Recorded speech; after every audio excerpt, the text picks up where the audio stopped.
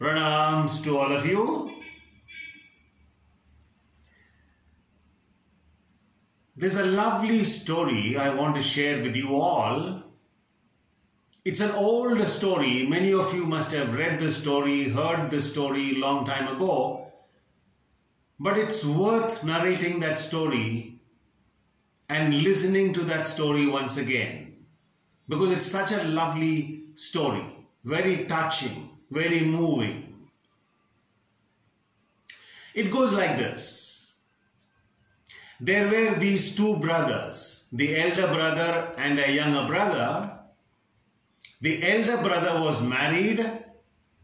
He had a family with 5 children. And the younger brother was not yet married. He was single. He was a bachelor. Both these brothers had a marvelous farm. Big, large farm which produced enough and more. The yield was more than sufficient year after year after year. And these brothers used to divide whatever they got from the farm equally between both of them. Equal halves to the elder one and the younger one. Now all went on very well for some time. But then the elder brother would often wake up in the middle of the night with a start, sit up on his bed and think about his younger brother. He thought, here I am with my family and 5 children, and there my younger brother, alone, single, not yet married, and we are dividing the yield of the farm that we get from the farm equally into 2 halves between both of us. That is not right. Here I am with my family, my children, who will look after me in my old age. But who is there for my younger brother? Who will look after him when he is old? Therefore, he should be getting more of the share from the farm than me. And so, every other night, he would take a sack of grains from his granary, slowly go to his brother's house quietly, without anybody discovering what he's up to. He would go to his brother's house and empty this sack of grains into his younger brother's granary. Almost every night. The younger brother also had similar attacks in the night. He would also wake up suddenly from his sleep, sit up on his bed and think about his elder brother. He thought, look at the situation. Here I am, single, not yet married, and my brother has a family and 5 children. In fact, he should be getting more of the share from the farm than me because he has a family. He has children to look after. So it's not right that we get equal halves from the farm. And so, almost every night, he would carry a sack of grains on his back, slowly go to his brother's house and empty the sack of grains into his brother's granary. This went on and on and on every other night. Now one night it so happened that both these brothers woke up precisely at the same time, and as usual they took a sack of grains from their own granary to be emptied in the brother's granary. And so they came, and all of a sudden they saw each other in the middle of the night carrying a sack of grains. Initially, when they saw each other in that situation, both of them were so embarrassed, but then very soon the embarrassment turned into love. They dropped that sack of grains, ran towards each other, and hugged each other tightly, full of love and affection, tears rolling from their eyes.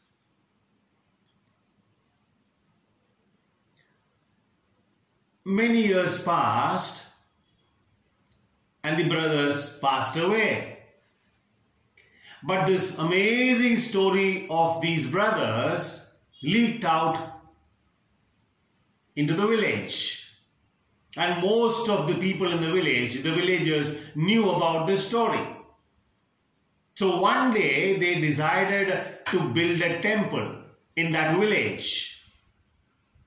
And all those villagers, every one of them chose that spot where the brothers had met one night many years ago, doing what they were doing.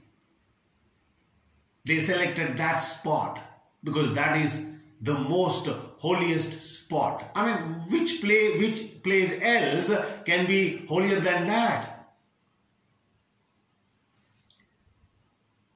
It's a lovely story. Such affection and love for each other. In fact, human beings are born that way. All of us were born that way. Full of love and understanding and innocence. You know, look at children. All the children of the world, most of the children of the world, they are so full of love and understanding. So much of innocence. But somehow, when they are thrown into schools, literally thrown into schools, the school system, the so-called education, corrupts their minds, distorts their minds. Fear comes in. Many other things. They are heavily conditioned. So, what they were born with, what all of us were born with, gets corrupted and distorted as we go by day after day after day. I mean, what is this story trying to tell us? In this world, are there people like that? Of course, look around. In spite of all that is happening so-called bad in this world, there's so much good happening. So much good. All that doesn't come in the mainstream media, doesn't come in the newspapers, doesn't hit the television channels, rarely. And therefore, we assume that the world is horrible. Yeah, it is horrible. But on the other side, there are these good things happening. There are thousands and thousands of people, so much of love for everybody, almost selfless. Unconditional love. Of course, go around, look around, you will find hundreds and hundreds and hundreds of these people doing amazing things on this planet. Oh yeah. Maybe in another video, I'll bring some of these people and talk about them. It's amazing to know their life story. So the good news again is that there are a lot of people, hundreds and thousands of them, with this kind of love. More than me, others. How can I be of benefit to this society? In whatever way. You don't have to imitate somebody. Whatever you, every one of us are so unique, absolutely unique. Only if you and I have the opportunity and the grace to look at ourselves, you will discover that each one of us is absolutely unique. And each one of us have come to this planet to do what we are destined to do. The sooner we discover that, how unique we are and what we have come here on this planet to do, the better it is for the world through you. You know, I remember one of my favorite books is Savitri. One of the longest poem ever written in the English language. Savitri by Sri Aurobindo, by the great Sri Aurobindo. Savitri. Thick book, lovely. The longest poem in the English language, even today.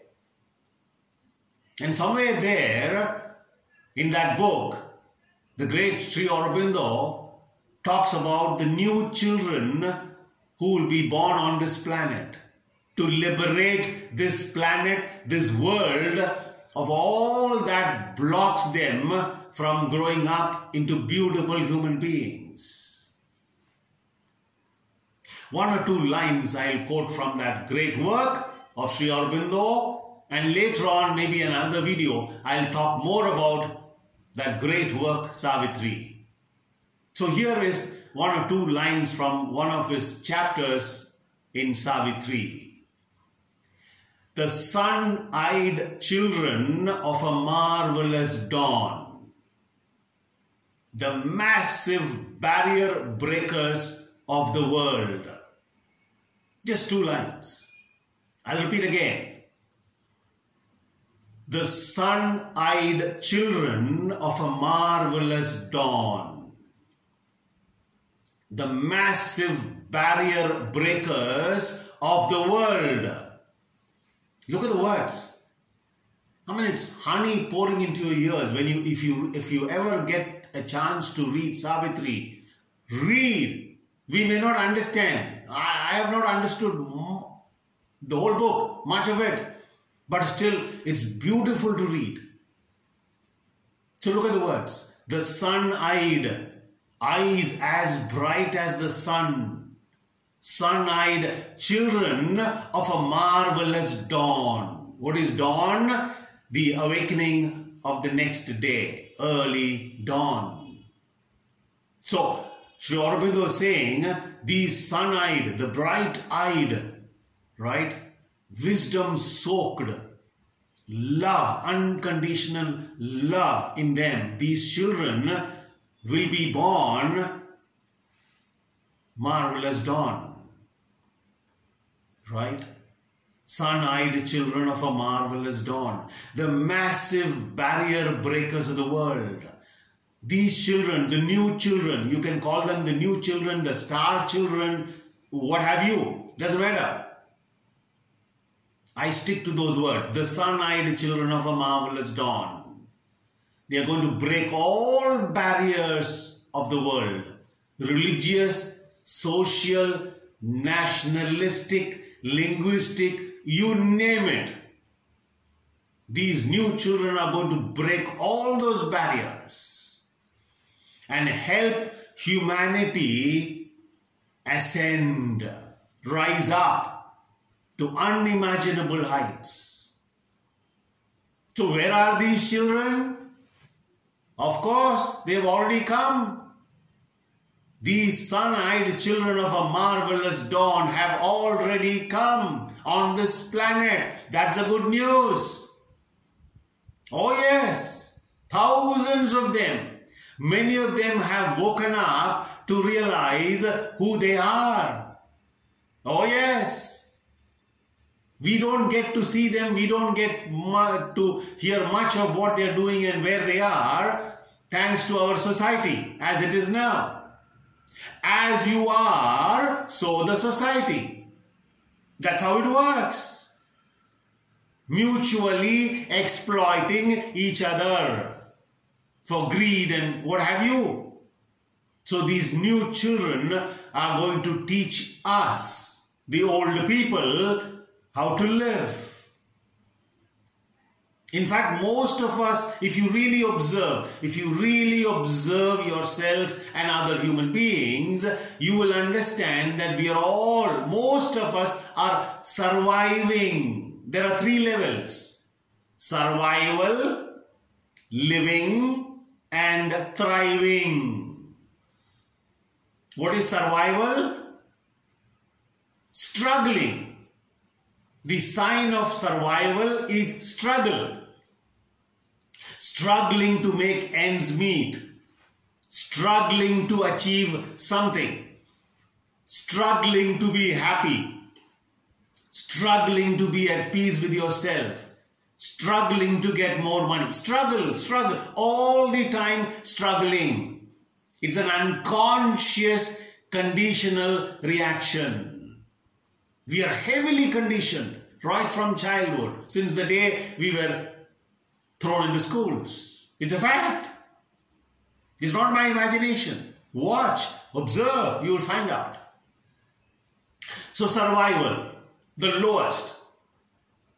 And there are hundreds and thousands of people. That's another good news. A lot of people are waking up on this planet. Hundreds and thousands. Human beings are waking up to question everything that they were taught and told and made to believe. So they have started living. What is the sign of living? Joy. I don't want to use the word happiness because it's transitory. It's joy, inner joy. There's a tremendous joy. You love what you're doing and you do what you love to do. That's a sign of living. There's joy in everything. Whatever you see, whatever you do, whatever you hear, there is joy. That's living. The highest, thriving. What is thriving? What is a sign of thriving? Giving. Giving unconditionally without expecting anything in return. Not even a thank you. No. They give. Of course, there are hundreds of people, again, on this planet who have come to that level of thriving. The wise ones, the enlightened ones, the realized masters, the Buddhas, the Nitya Siddhas. Giving. So most of us are in the survival mode.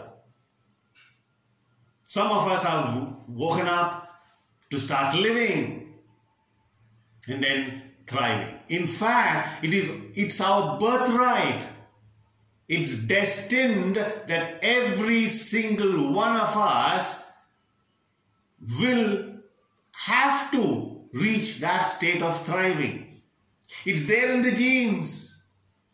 Whether you know it or not, eventually, sooner or later, we are going to thrive. Maybe in this birth, maybe the next one, we don't know. But that is going to happen eventually, whether you like it or not.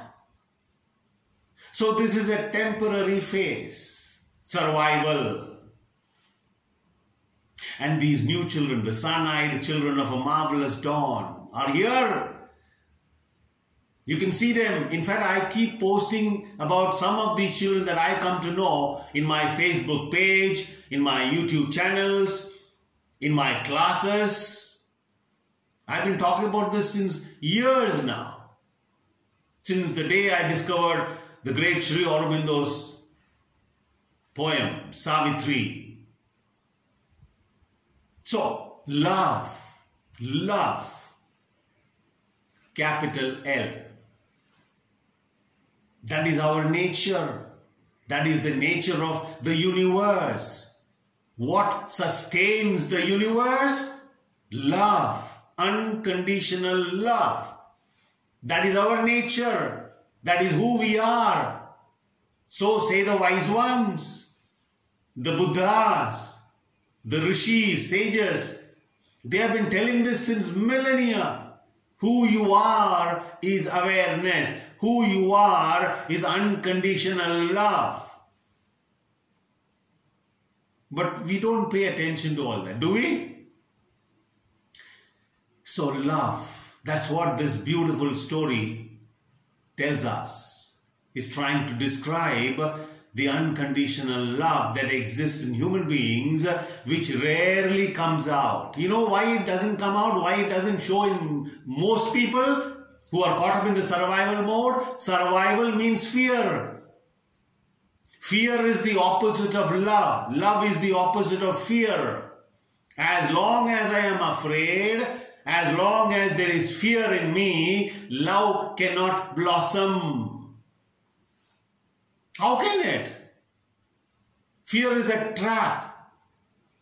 It constricts you, traps you down. So the question is not how to love. The question is how to dissolve fear. How can I dissolve my own fears? There are hundreds of fears locked up within all of us. How can I dissolve, not solve, dissolve? By looking at it. That is what is called inner work, sadhana. All of us are destined to do sadhana. In fact, whatever we do or not do in our whole life, whatever we do or not do is all for ourselves. And we have never looked at ourselves. Not once. What's wrong? In fact, I'll end this episode with another lovely story. It's an old story again, but it comes to mind. Once, this guru sends his 10 disciples on a journey. And at the end of each day, the guru tells the Shishyas, the disciples, ensure that all of you are safe and nobody should go missing. So at the end of the day, wherever they are, these disciples will count every one of them. 1, 2, 3, 4, 5, 6, 7, 8, 9. Where is the 10th one? And so another person will come. He will start counting. 1, 2, 3, 4, 5, 6, 7, 8, 9. Where's the 10th one? All of them counted in the same way and all of them missed the 10th person. The 10th person is missing. They started to cry, weep, very disturbed. And there was a stranger passing that way. They saw these, the stranger looked at these disciples and he saw them crying and weeping and he inquired, what happened? Why are you crying? And one of them said, sir, we are 10 people and we are on a journey. Now one is missing. Out of 10, only 9 are there. And we all counted, but only 9 are there. So where did that one go? We are really worried. What will we tell our guru? So the stranger said, don't worry, I'll count for you. And he counted 1, 2, 3, 4, 5, 6, 7, 8, 9, 10. The disciples were overjoyed. They said, my God, 10 people are here? And the stranger said, yes. Each one counted everybody else except himself. Interesting? That's what we do. We forget ourselves. We don't look at ourselves. We take it for granted. We have never looked at ourselves. So every day, find out if it is possible for us to spend some time. You might be reading a book, you might be eating your food, you might be talking to somebody, you might be lying down on the bed. Whatever you're doing, this is a background remembrance. You don't even have to allocate a separate time for all this. Wherever you are traveling, you're driving, wherever, it's a remembrance. That's why George Gurdjieff, another Russian master, uses the word self-remembrance, self-awareness. They're all one. So every now and then, whenever you remember, let us turn our attention to ourselves and find out, discover for ourselves what is going on. It's fun. It's beautiful to watch. You don't come to a conclusion. You don't judge what's going on. You don't compare. It's simply observation. Maybe when we have started doing that work, thanks to those sun-eyed children of a marvelous dawn who are here everywhere. Look around. You'll find them. If you're lucky, you will meet them. Let us grow up in love. Growing old is mandatory. Growing up is optional. It's up to us. Understood? Lovely story, right? Good. Let's sit quietly for some time.